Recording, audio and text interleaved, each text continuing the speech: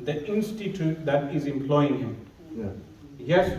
So most of his time will be spent in the masjid that is employing him. So if they give him a good, healthy living wage, most of his time is in that masjid and within that community. When committees complain about some imams, they say the imam is always going to a khatm Quran, or he's going to do a nikah without the permission of the committee, meaning on his own accord.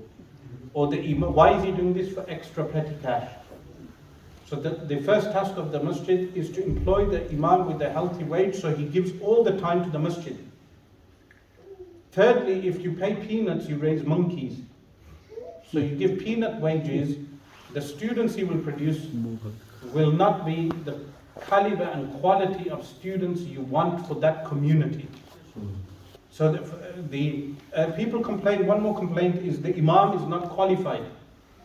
So how do we employ an imam who is absolutely qualified? The answer is, you should have one scholar, alim of the religion, in the committee who has no vested interest, even if he's from another city.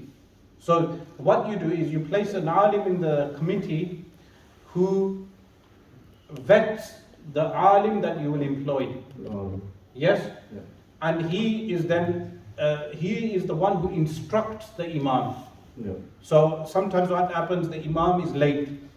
So this imam may have studied 8 years, 10 years in some university or in madrasa, and when he arrives at the masjid, the committee member who is totally unqualified in religion is telling him off.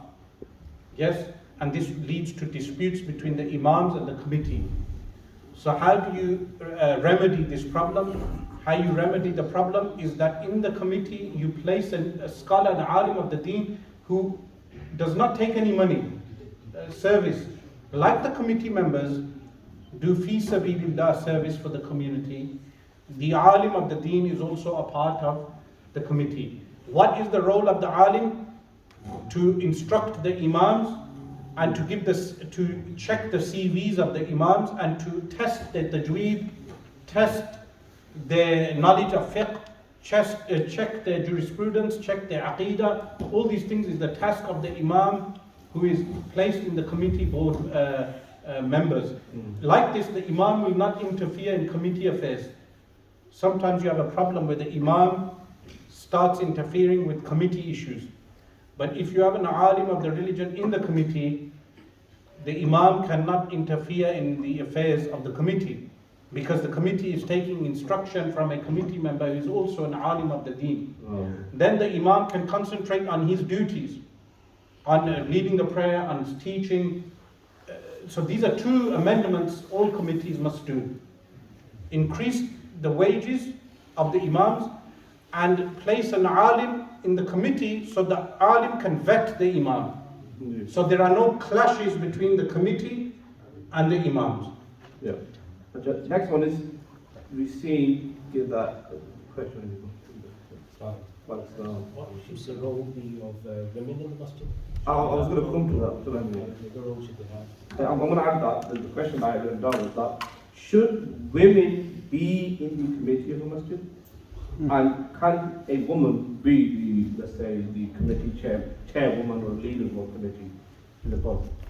So, firstly, women can be in a committee, masjid committee. This is absolutely permissible, and in fact, it's recommended, because then the women can play the lead role in dealing with women's issues. Yeah. So many vulnerable women and children come to the masjid, and there are sometimes safeguarding issues. Yeah. It is better that women deal with women's issues. Yeah. And therefore, if a masjid has a women's committee to deal with women's issues, it is better. As for being chairwoman or chairman, a chairwoman in this case, I would not recommend that. Why? Because